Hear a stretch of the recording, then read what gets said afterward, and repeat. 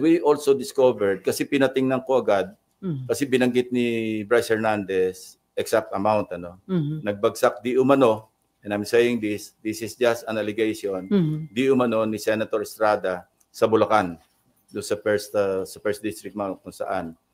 So pinacheck ko agad sa General Appropriations Act, kung meron bang insertion na nagkakahalaga ng 355 million pesos na intended para sa Bulacan. And we found one.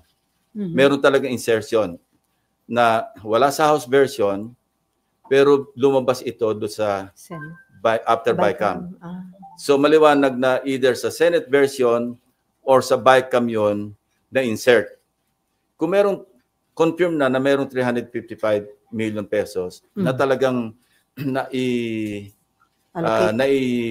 allocate para sa Bulacan.